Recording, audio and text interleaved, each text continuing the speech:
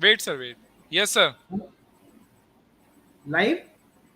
Yes. Huh. Okay, very good afternoon, my dear student. Now, in today's lecture, we are going to see the very important topic, that is a deadlock in operating system.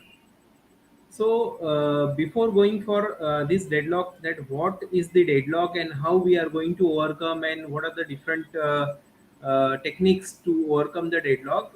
The live example of deadlock is, let us consider there is a narrow bridge, and through this bridge only one bus can pass. Let us consider at one end we have the bus of some agency, and at other end we have the what we can say, the bus of another agency. And the condition, the constraint on this bridge is that only one bus can pass through this bridge. So neither the first bus nor the second one can cross the bridge. So such type of incidence is known as the deadlock.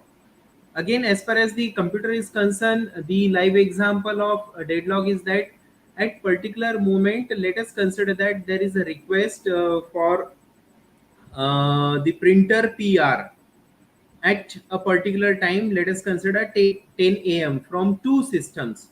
System number one wants the printer PR. At the same time, the system number two wants the printer PR at the same PR at the same time. So neither the system one gets the printer PR, nor the system क्या होता second है? gets the printer PR. So such situation is known as the deadlock as far as the computer system is concerned.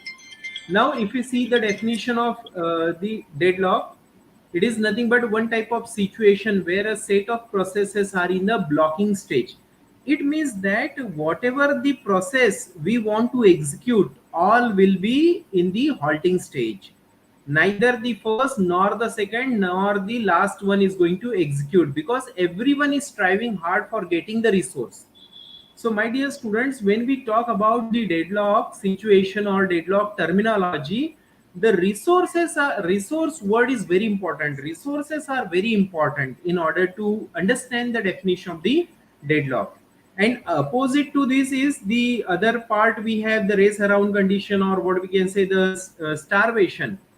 But if we compare the starvation with the deadlock, in case of the deadlock, there is a word, mandatory word, that is a resource. Whereas in the starvation, it is not mandatory to have the word that is a resource. So this is the basic difference between, as far as the word is concerned, that is the resource word is concerned, between the deadlock and the starvation.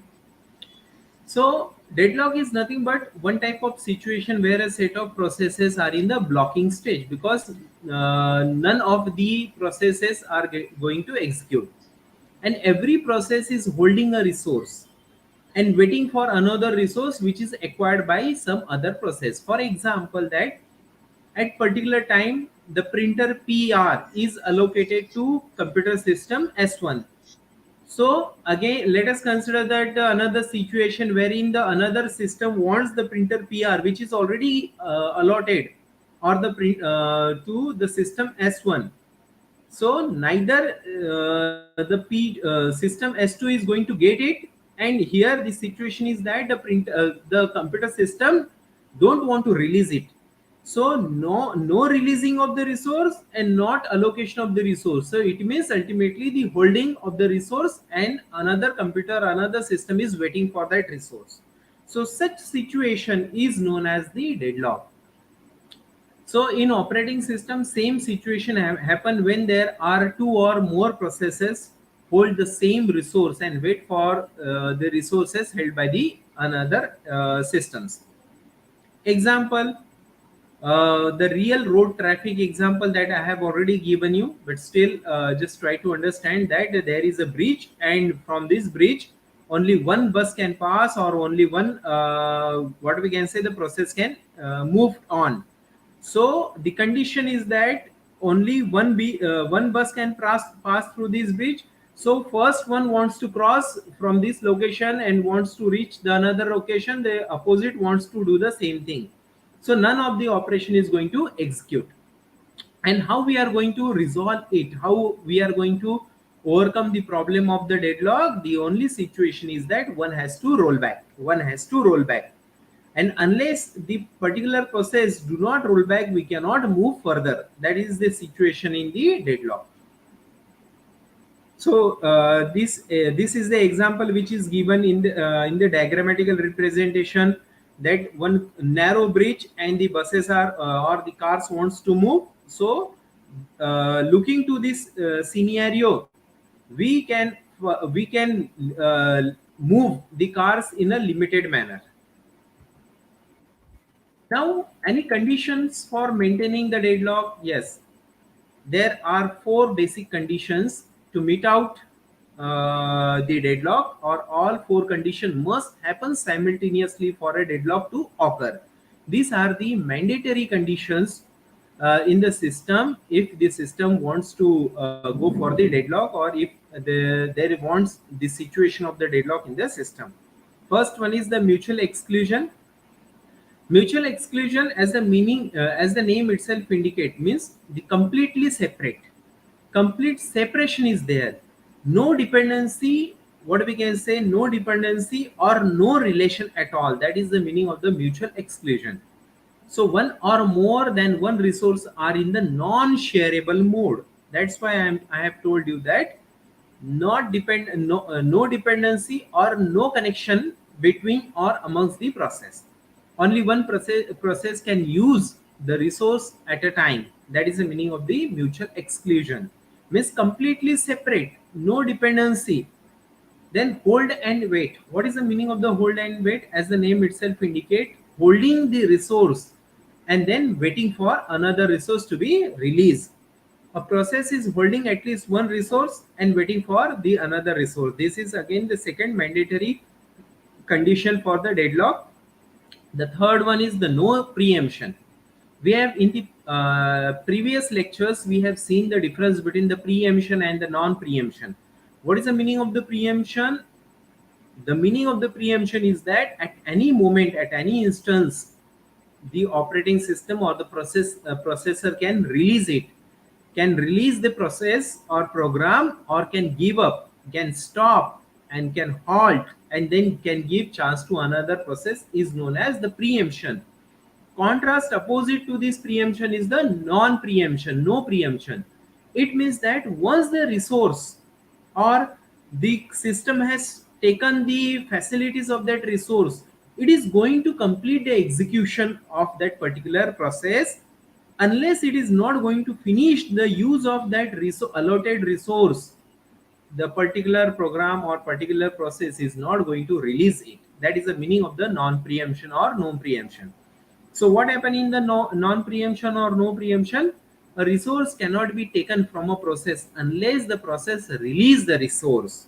Means anyhow, once the operating system or the system has decided to allocate this particular resource to the particular program or process, then process has to finish it. The process has to finish all the instruction, has to finish the use of that particular resource. Once the work of that particular resource is over, then and only then it is going to release it. That is the third mandatory condition. And the final one is the circular wait. Circular waiting. A set of the process are waiting for each other in the circular form. For example, let us consider that there are different process P1, P2, P3, P4, and finally Pn.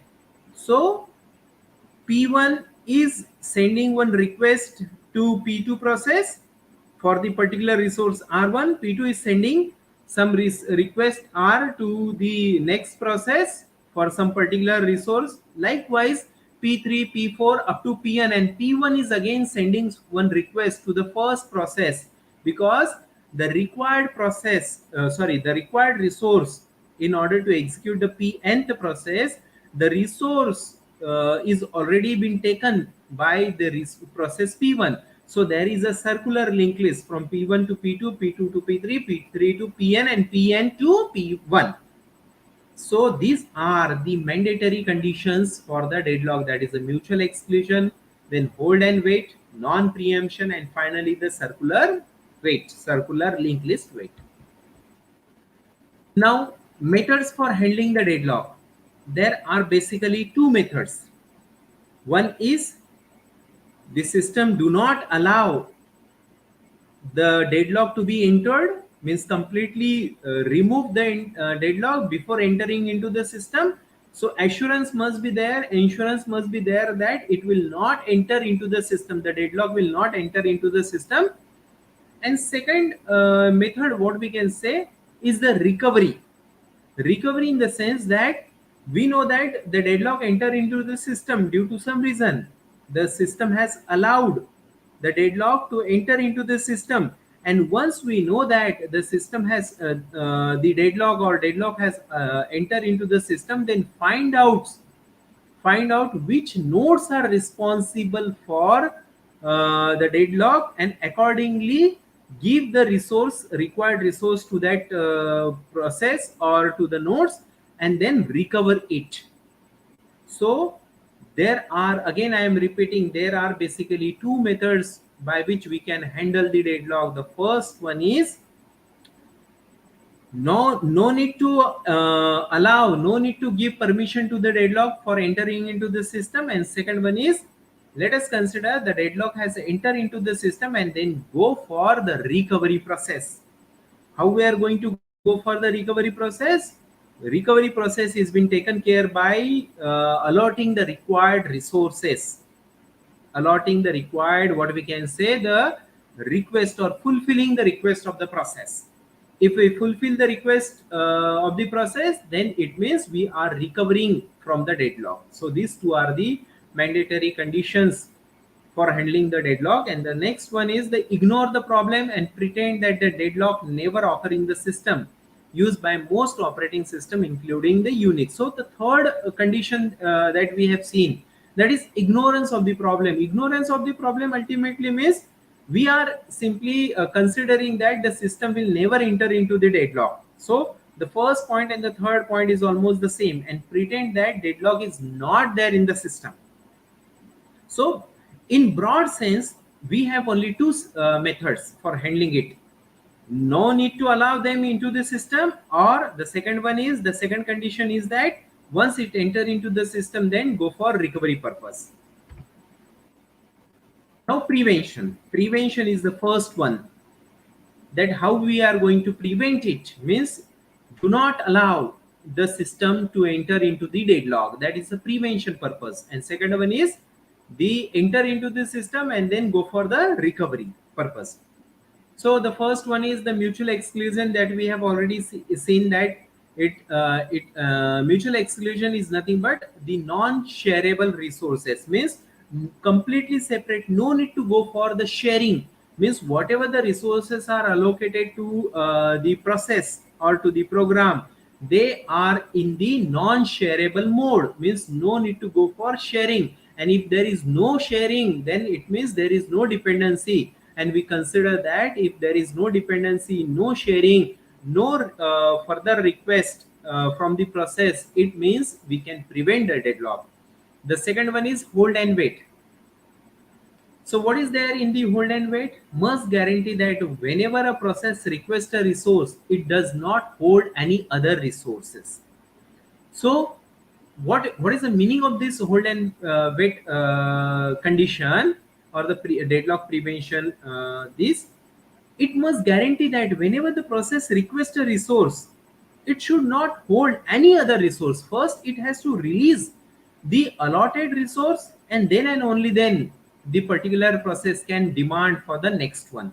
That is the meaning of this thing. Require process to request and be allocated all its resource before it begins to execute, or allow process to request resource only when the process has none of the request. It means that before the execution takes place, or before there is a demand for the resource, the system has to check whether any other resources are allocated to that particular process. If it is allocated, then instruct to the instruct to the process that first you finish the execution with that particular resource, and then demand for the next one. This way we can go for the low resource utilization. And it may happen that there is a starvation problem. So how this starvation problem is there, that we are going to see. Starvation, basically, that even in the last lecture we have seen the meaning of the starvation. Starvation, let us consider that there is a process P1. Process P1 wants the printer PR, and currently the printer PR is with the process P1. Let us consider that meanwhile the highest priority process come into the ready state, which wants the same resource, printer PR. So operating system will stop the execution of the P1 process and give that resource or the printer to the P2 process. Meanwhile P3 come, P4 come, likewise so many processes are coming, and all coming processes are having the highest priority as compared to the first process P1. So in that case, the operating system will be allocating that printer PR resource to the subsequent process, that is P2, P3, P4, P5 up to P10. Then what will happen with the P1 process? The P1 process will be going into the halting state, because the P1 is having the lowest priority as compared to all other processes which are coming into the ready state or which were in the ready state. So in that case, the P1 becomes the victim of the system, and P1 will not execute, because P1 wants the resource printer PR in order to execute, or in order to go for the execution. This is the case of the starvation. And how we are going to solve the problem of the starvation? Starvation is going to solve the problem using the aging technique. And aging is basically the hardware technique. So what happened in the aging technique? As soon as the other processes get executed or finish its execution, the priority of the victim process is going to increase by one. And that's why in the system we have the logical counter, logical clock. As soon as we execute the P2 process, the counter is going to increase by 1.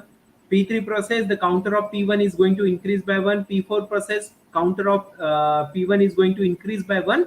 And at some level, the priority of P1 process and the last process which may be in the system, the priority are almost equal. In that case, the operating system is going to check that what is the arrival time of this process P1 and the last process. So surely the arrival time of P1 is far ahead as compared to the last process.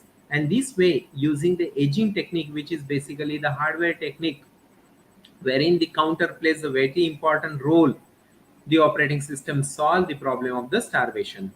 Now the third one is the no preemption.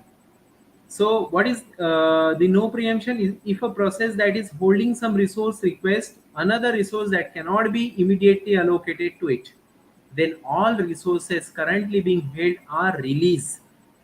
So no preemption means that unless it is not going to complete it, it is not going to release it. Means, let us consider that resource R1 is allocated to the process P1. In that case, unless the P1 process is not going to finish the resource R1, it is not going to release that resource. So that is the meaning of the non-preemption or no preemption. And preempted resources are added to the list of the resource for which the process is waiting. Then process will be restarted only when it can regain its old resource as well as the new ones that is in the requesting mode. And finally we have the fourth condition, that is a circular wait. Impose a total ordering of all the resources. Here the total ordering in the sense that how the resources are coming in the ready state, and there is what we can say the timestamp concept. Timestamp concept means the arrival time of the process. So impose a total ordering of all the resource type and require that each process requests resource in an increasing order of enumeration. So if the particular process is requesting for particular resource, it has to send one request. Accordingly, the last one is sending the request to the first one. The next one is the deadlock. What we can say? The avoidance. So deadlock avoidance means that require the system that has additional priority prior information available. Then simplest and the most useful model requires that each process declare the maximum number of resources of each type that it may need. The deadlock avoidance algorithm dynamically examines the resource allocation state to ensure that there can never be a circular wait condition. And then next one is the resource allocation state is defined by the number of available and allocated resource and the maximum demand of the process. So what basically the, and finally in order to solve this problem, we have the banker's algorithm that we are going to see later on. So what basically the meaning of the deadlock avoidance? Deadlock avoidance means the before entering into the system, we have different algorithms by which we can avoid the deadlock so that it should not enter into the deadlock. And if the deadlock enters into the system, then there will be a recovery process and other algorithms need to be executed. And what is the deadlock detection? If a system does not employ either a deadlock prevention or deadlock avoidance algorithm, then a deadlock situation may occur. In this environment, a system must provide what? Two things: an algorithm that examines the state of the system to determine whether a deadlock has occurred or not. It means that if we don't want to use or the system has not used the deadlock prevention or avoidance, then the second stage in the second step of handling the deadlock method is the deadlock detection. Means find out that by which or because of which node that particular deadlock has occurred, and whether the system can fulfill the resource requirement of that particular node or not, or the computer or not, that we need to check. And by way, okay, we can detect by this way we can detect the deadlock. So before detection takes place, as far as the deadlock is concerned, we need to check that every time we are simply considering this particular node or not. Let us consider there are 5 nodes, P1, P2, P3, and P4 and P5. And every time we are considering that because of node P2, the deadlock is occurring, P2 because of this P2 only the deadlock is occurring in the system. So it should not happen that every time we are simply picking up the same node and we are making it the victimization. So that is not happening while detection takes place. And once we know that because of this particular node there may be a possibility of occurring the deadlock, we can recover it by allocating the required resources. So this is the concept of the deadlock detection and deadlock prevention. Now the next one is the memory management. As this topic is very important as far as the operating system is concerned, because we in the last lecture we have seen the concept of the paging, the segmentation, and the memory management unit plays very important role in order to provide the user friendly environment to the user as far as the execution takes of the files or the program takes place. So, what is memory management unit, MMU, or memory management concept? It is a service provided by an operating system which basically manages and manipulates all sort of the memories and further process for the execution. For example, that if the user want to execute a process which is of 500 KB, and let us consider that only 400 KB of main memory is available with the system. In that case, the it is a hidden part of the system and the user has no issue that what how much memory is available with the system. As far as memories means, the primary memory is available with the system. In that case, the operating system takes the process and start the execution and can use different memory management techniques, maybe paging, maybe segmentation, maybe the virtual memory, maybe any other technique, maybe the shadow paging likewise. But ultimately aim of using all these techniques is to execute the user program. Then memory management maintains all the record of each and every memory location, and it might be possible that this memory location may allocate to some process or may be free. So what happened that what is the meaning of this second para here? The memory management maintains all the record of each and every memory location. So let us consider that we have created 10 process. All the 10 process will be sending to the operating system. Then means ultimately the ready state, then the execution takes place. Then ultimately, as far as the secondary memory is concerned, it will be stored in the secondary memory by assigning some index number.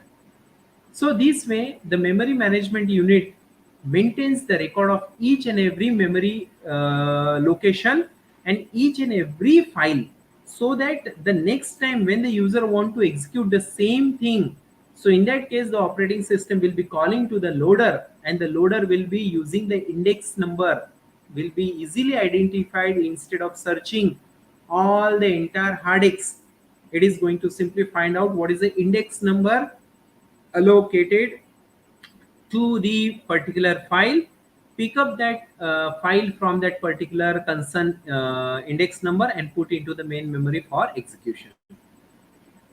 This way we have two addresses. As far as the memory management unit is concerned, the first one is the physical address and the second one is the logical address. So what is the difference between the physical address and the logical address? As I have already told you that physical address means the address which maintains the record of all the file along with the index number. So it is nothing but the address wherein we can easily get the record of the file along with the information.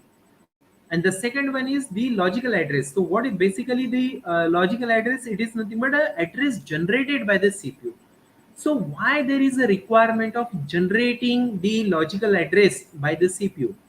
So what happened, whenever we submit any file or any folder or any program to the processor for execution, in that case all these file or folder or program will be allocated particular physical address, and then the CPU generates the logical address, and then there will be the combination of the logical address with the physical address for the mapping purpose.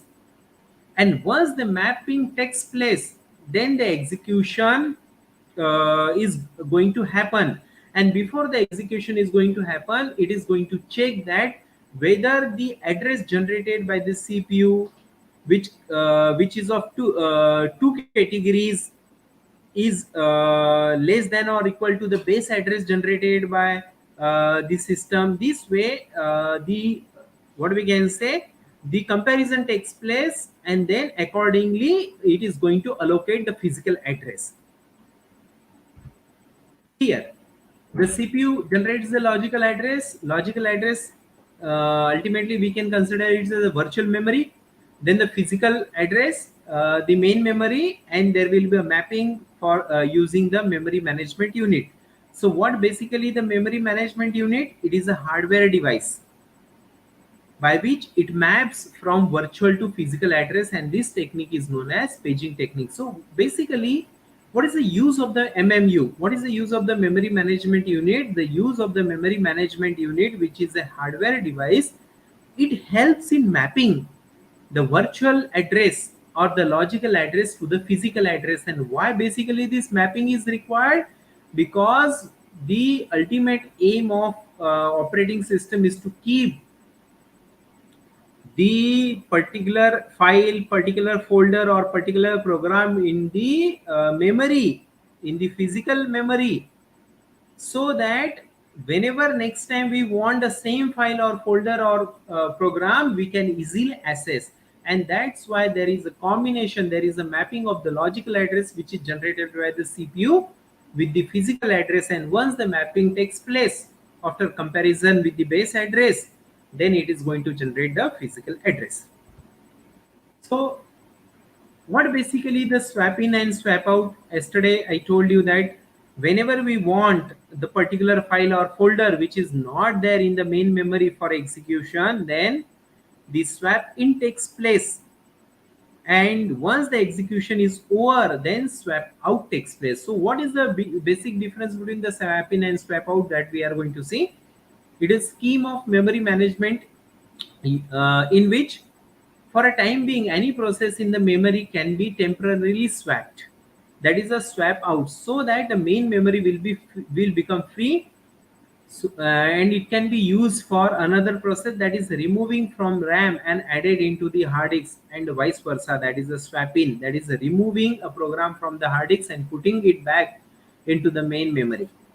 This process improves the memory management, main memory utilization. So what basically the swap in and swap out? Swap in means whenever we want the particular process, the particular page which is not there in the main memory for the process execution purpose. In that case, there is a demand of that particular page that we have already seen in the yesterday's lecture, that is a page hit. In that case, it is simply swap in. Swap in means the page from hard disk into the main memory for execution, and once the execution of that particular page or file or folder is over, then moved out that particular page from from primary memory and put into the main hard disk, so that there will be a space for the another process.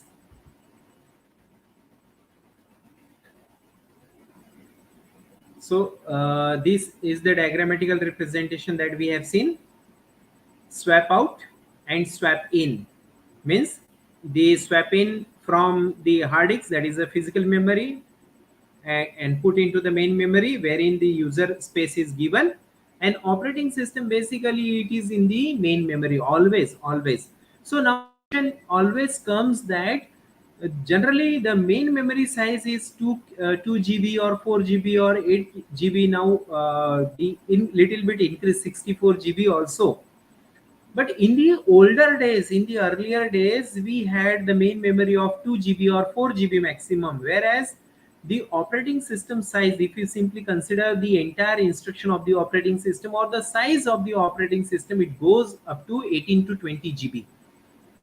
Now the question is that if the diagrammatical representation shows that the operating system always lies in the main memory when there is a execution to be taken place, we know that in the older days the size of the main memory, that is the RAM, is 2 GB or 4 GB or 8 GB maximum, and how 18 GB or 20 GB operating system is going to put into the main memory. So answer of this question is that only the vital part of the operating system, only the important part of the operating system is going to be loaded during the booting process from the secondary into the main memory. So what is that vital part? So vital part is nothing but only the kernel portion is going to be loaded from the secondary memory into the primary memory during the booting means, I am simply telling you the concept, and later on I am going to explain this diagram. So, my dear student, that whenever we simply switch on the computer, the first step that has to be taken in the system is check all the peripherals. Check all the peripherals, whether the motherboard or other hardware which are required in order to start or in order to go for booting is there or not. So the first step that has to be taken by the system without the help of the operating system. So which portion of the system is going to execute the first one? The hardware peripherals is going to simply check whether with the help of the boot RAM process. So one program is there in the RAM which is responsible for checking all these hardware connections. Once the first process is there, then the second process to be taken place when we switch on the computer is the booting. So what basically the booting is? Booting is is nothing but a loading of the operating system from secondary memory, that is a physical memory, into the main memory.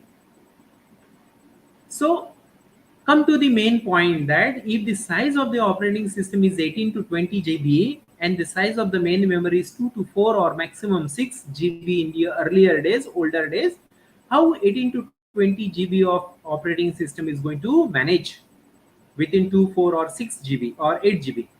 So in that case, the answer of this question is that only the vital part, that is a kernel portion, is going to be loaded from the secondary memory into the primary memory, whereas the rest of the portion of the operating system lies in the hard disk. That is the meaning of the booting. Booting basically means loading of the kernel vital part from secondary memory into the primary memory. So swap in means the loading of the required information from hard disk into the main memory. And once the execution is over, once the execution of that required page is over, then go for the swap out. Means swapping of the process from main memory and put into the hard disk. Now the next topic that we are going to see, the memory allocation techniques. Memory allocation, basically it is of two categories, two techniques. One is the contiguous means basically continuous allocation, and non-contiguous, which is not basically the continuous one. Contiguous memory allocation is of two category, again the fixed partition allocation, and second one is a variable partition allocation. So if we simply talk about the fixed partition allocation, it means the paging concept. In paging concept, all the pages which is divided into different pages, all the program which is divided into different pages are of fixed size, are of fixed partition. So that is the meaning of the fixed partition allocation. And variable, we can consider the size varies, it is not fixed partition. And non-contiguous is a paging and the segmentation that we have already seen. So what happened in the fixed partition concept? The simplest allocation technique to put more than one process in the main memory. In this fixed partition allocation technique, the main memory is divided into equal or different size partition. So partition are made before the execution. So what happened in the fixed or static partition? Whenever we want to execute, why basically this partition is required? The partition is required when we have the problem of the space, the problem of the memory, main memory. Let us consider that user want to execute a program of 200 KB, and only 50 KB of the main memory is available with the system. In that case, the operating system will be going for the partition of the block, partition of the process, as well as partition of the memory size, or the fixed partition will be there. So accordingly, the swap in and swap out takes place, and this way the operating system could manage the execution of all 200 KB when there is a size of only 50 KB main memory. So and one more thing is that in this fixed or the static partition is that the partition are made before the execution takes place. So in this case, that the internal fragmentation occurs. So why basically the internal fragmentation occur? Because whatever the partition takes place, maybe of the memory or maybe of the program, the size of the block or the chunks is same. It is not varying, it is fixed. So let us consider that we have divided the block or the partition is of 4 3 KB 3 KB 3 KB likewise. And if there is a program of 3 KB 3 KB, and in the final block we have kept only 2 KB, so 1 KB is unused. 1 KB of unused portion is known as the internal fragmentation. So basically fragmentation definition is nothing but the unused portion of the memory. The second one is the variable dynamic partition. So what basically the dynamic partition? Here the size of the block varies. Variable dynamic partition allocation is a part of the contiguous memory allocation. Though it is a contiguous allocation, but size is varying. This partition are not made before the execution. See the difference between, in case of the first case, that is the fixed or the static, the partition are made before the execution takes place. And in case of the variable dynamic partition, the partition are not made before the execution. So what is the major advantage of this scheme, that is partition are not made before the execution of the process to be taken place? We can avoid the fragmentation. We can avoid basically the fragmentation. How we can avoid the fragmentation? Let us consider that we want to execute a four process. P1 process takes 2 kb, then P3 wants 3 kb, then P3 wants 4 kb, and finally P4 wants 8 kb. So accordingly, we are going to, during the real time, we are going to simply make the partition. First is of 2 kb, then 3 kb, 4 kb, and finally 6 kb. So there won't be any there won't be any problem of the fragmentation. So the major advantage of keeping this variable or the dynamic partition allocation method is that there won't be any internal fragmentation as far as the division of the partition takes place. So this one is the biggest advantage of having the variable partition allocation method as compared to the first one, that is the static or fixed. Now, the concept, simple basic concept of the paging. So memory management unit MMU, which is already known to you, that it is a hardware device by which it maps from virtual to physical address, and this technique is known as the paging technique. The jobs or the program or the process is divided into equal parts, and each part is called as a page, which is associated with the logical address space.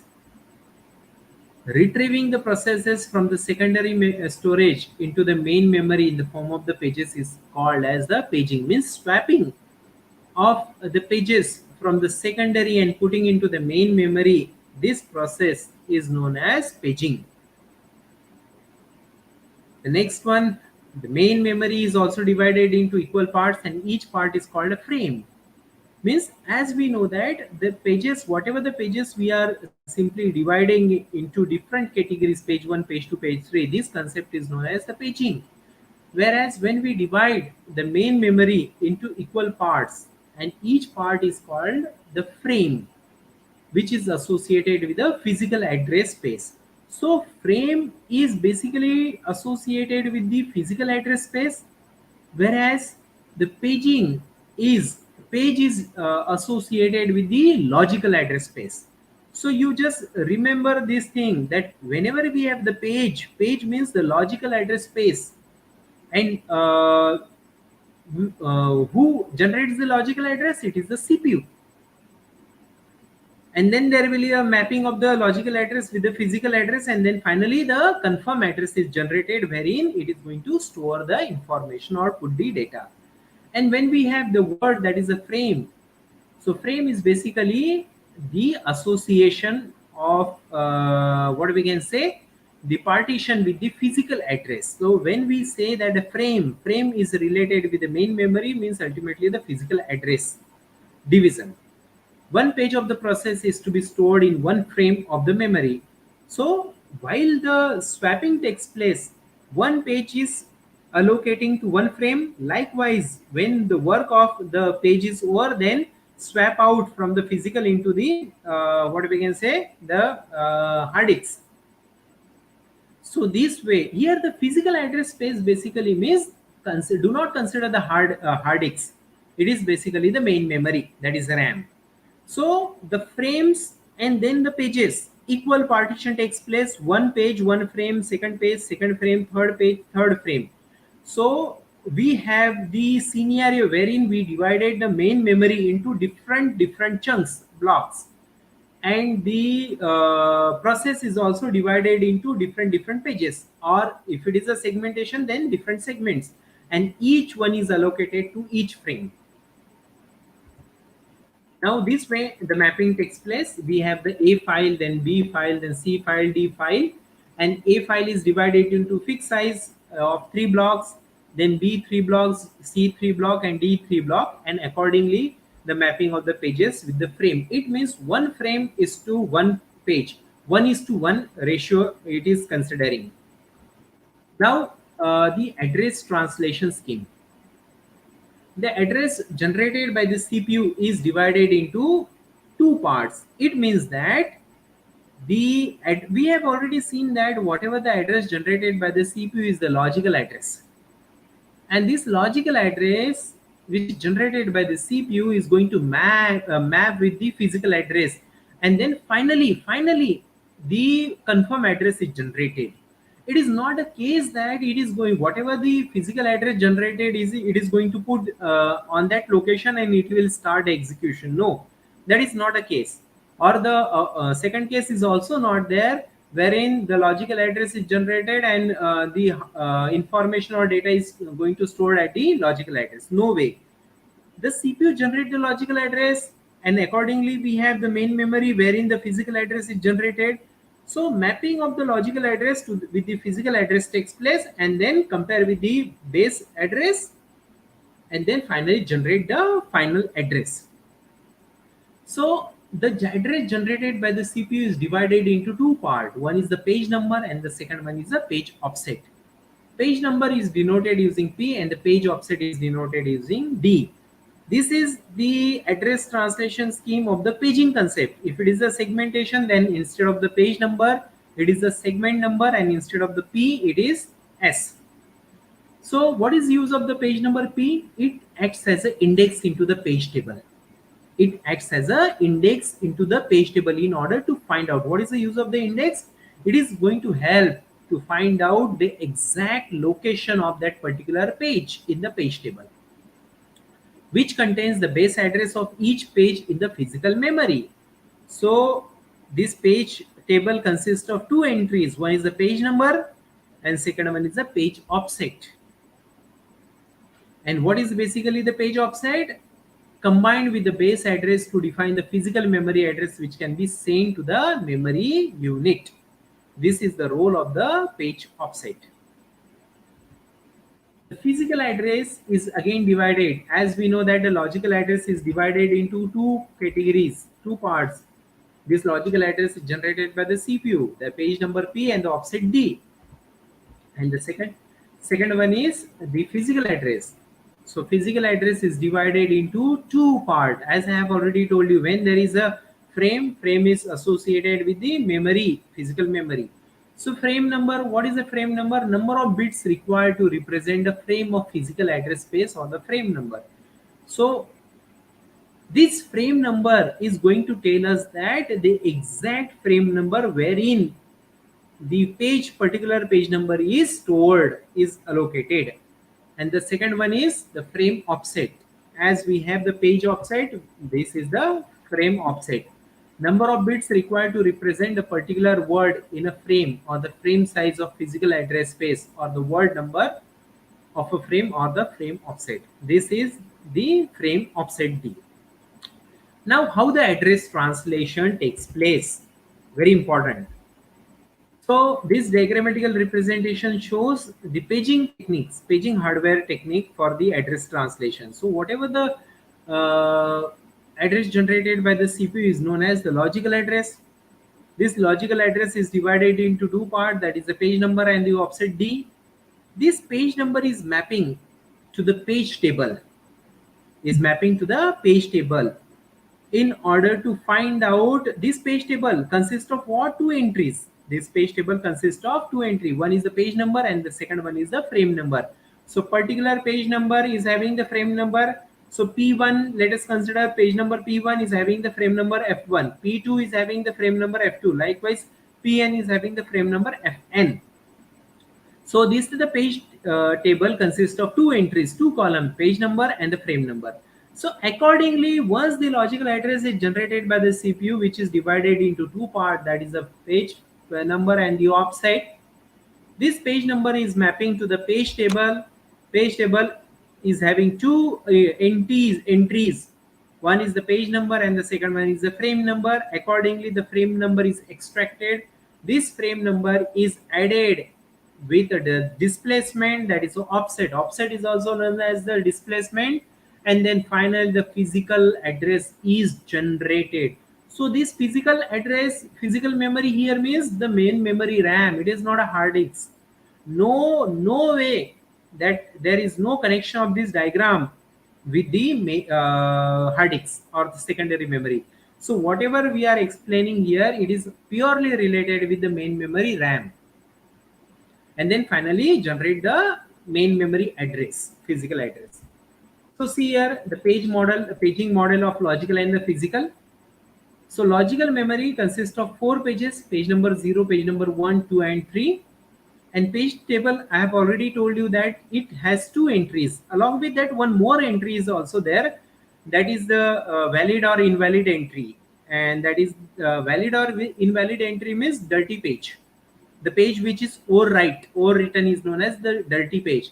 And whether that one is the valid page or not, that information is also going to be told by the page table entry.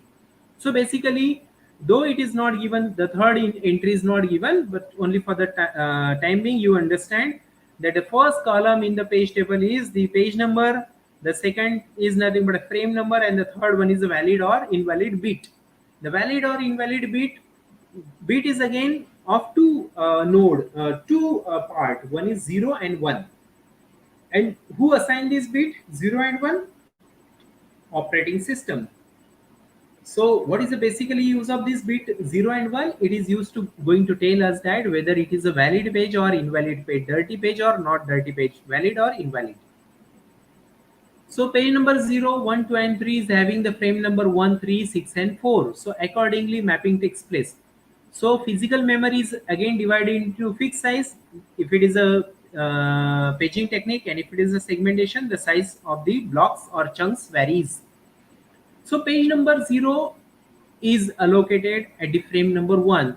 Likewise, page number 1 is allocated at frame number 3. Then page number 2 is allocated at frame number 6. Page number 3 is allocated at frame number 4. Now the second concept in this memory management unit is the segmentation. So concept is one and the same. The only difference is that when there is a paging, the size of the block chunks fixed, and in segmentation it varies. So again, segmentation is a memory management technique in which the process is divided into different segments. The size of the segment varies, and all details regarding the segmentation are stored in the segment table. As we have the page map table in the paging, and in case of the segmentation is the segment table. Again, it will be having three entries. One is the segment name number, the second one is the frame displacement, the third one is the what we can say the valid or invalid segment. So segment table here, the base, that is the base address of the segment. Base address means the displacement address, what we can say the starting address of the segment, and the limit is means maximum size of that particular segment is going to tell by the limit entry.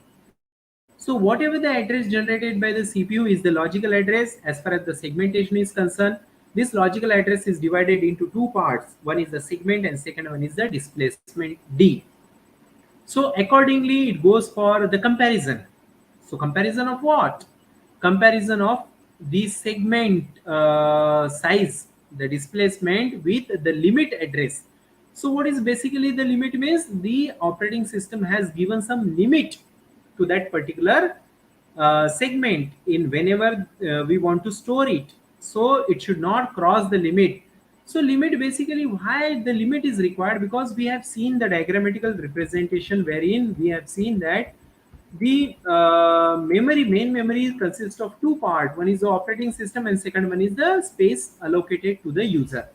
So if it crosses the limit, then in that case it may happen that it is going to overwrite on some instruction of the operating system. It may cross the limit of the user space and enter into the operating system space. In that case, the comparison must take place, that is the limit should not cross the given size. And if it is so, then go for trapping the address error and shows that there is a address error. It is overwriting on the instruction of the operating system. If it is okay, then go for adding with the base address. Base address that I have already told you, that is the starting address or the displacement, and then accordingly finalize the physical memory address. So here again, physical memory address is nothing but the main memory address or the RAM. Here, the example of the segmentation, the logical address space consists of four segments: segment number 0, 1, 2, 3, and 4. The segment table consists of these three entries: the segment name, the limit, and the base address, that is the starting address. And why this limit is required? It should not, because it should not overwrite or cross the space room given to the user. And if it crosses, then it will go into the section of the operating system which is not allowed. And in the section of the operating system, which part of the operating system lies? It is the kernel. Then what is the limit for the segment number 0? 1000. What is the starting address of the segment number 0? It is 1400.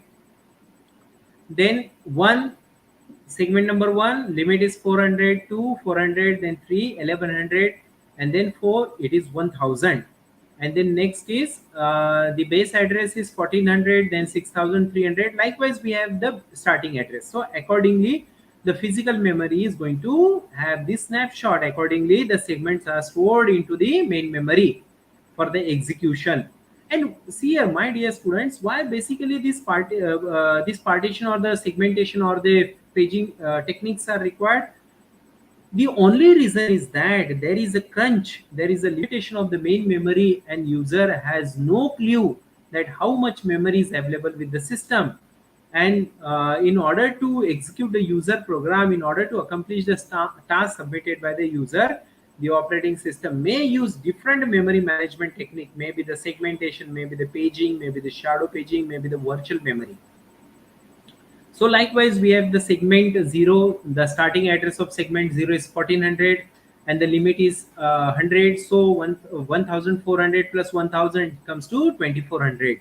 So segment number 1 start from 6300 and limit is 400. So accordingly 6700.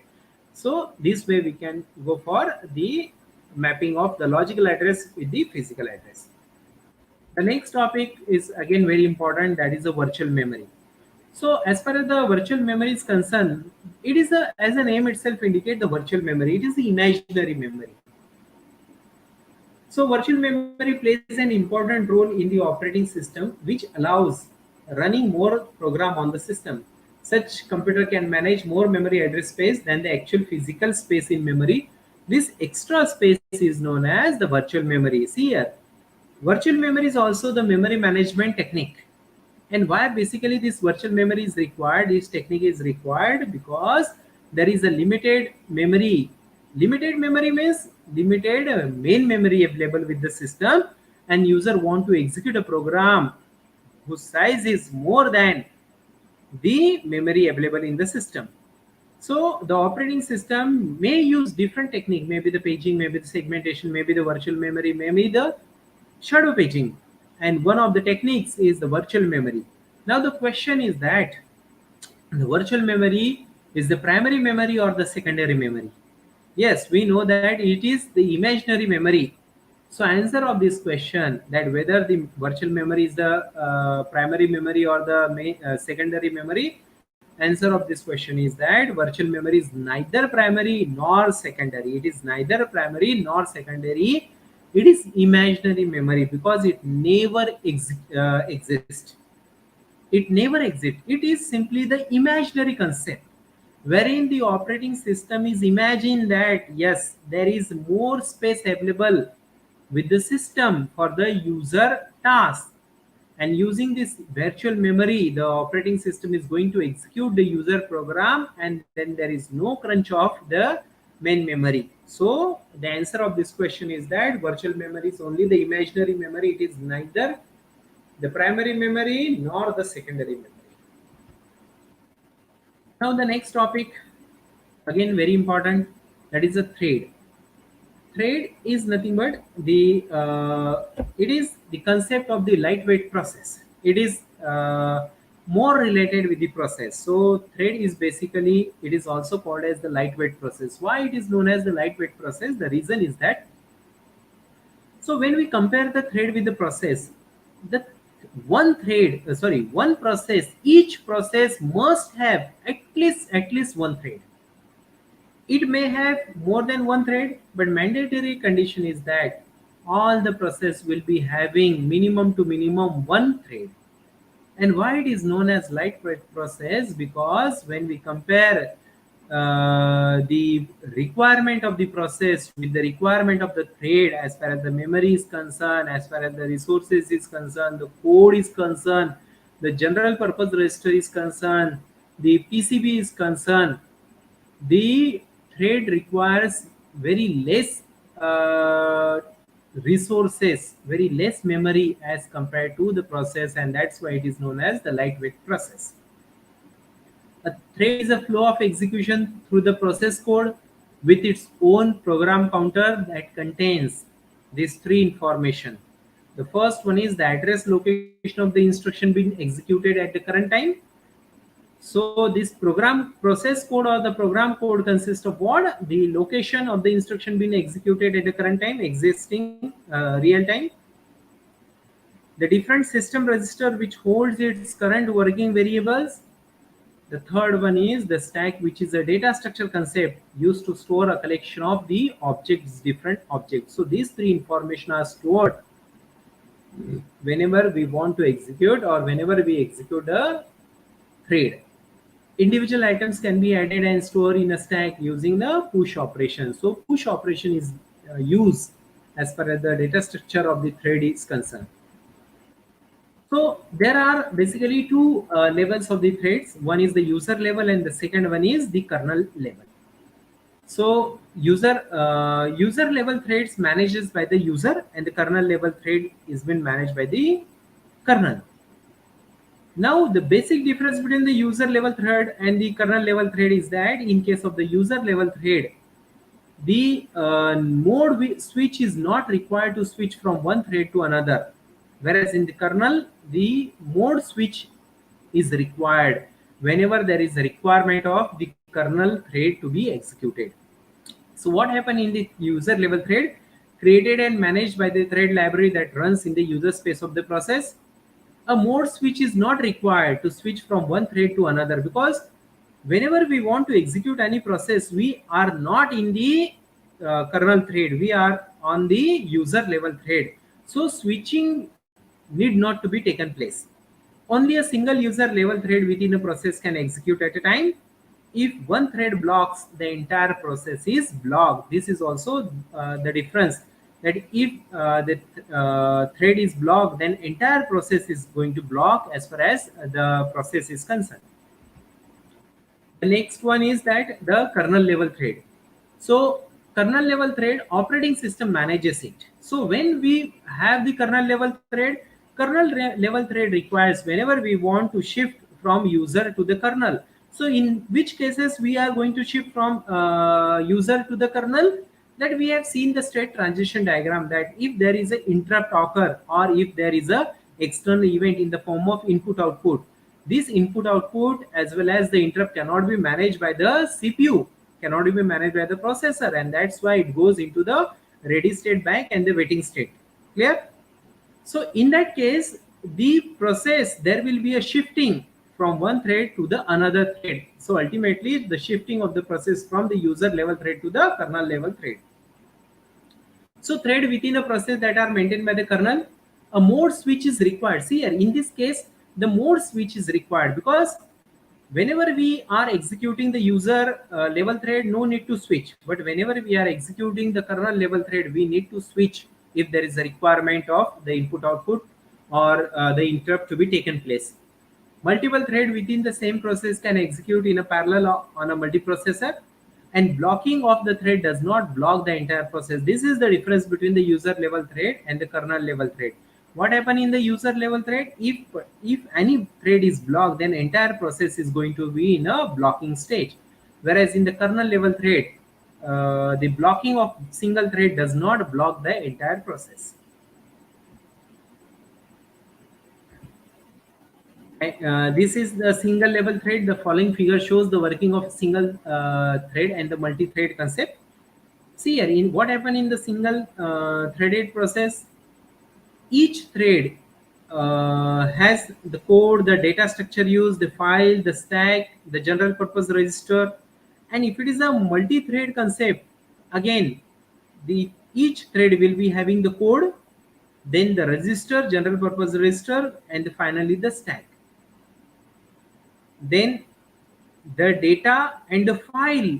These three, code, data and file, these three information are common for all the threads in case of the multi-threading, whereas each thread will be having separate register and the stack, separate register and the stack, and even the third thread is also having the separate register and the stack. Whereas what this multi-threading is going to share, the multi-threading is going to share the code, the multi-threading is going to share the data, and finally the multi-threading is going to share the file, whereas it is not going to share register and the stack. This is the difference, major difference between the single threaded and the multi-threaded.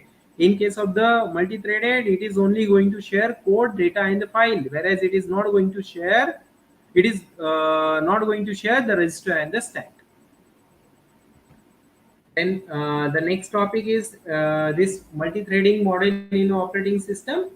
So my dear students, so this multi-threading model in operating system, which is the one-to-one model and the many model that we are going to see in the next lecture, along with some basic concept of the thread. So here we stop. Thank you very much.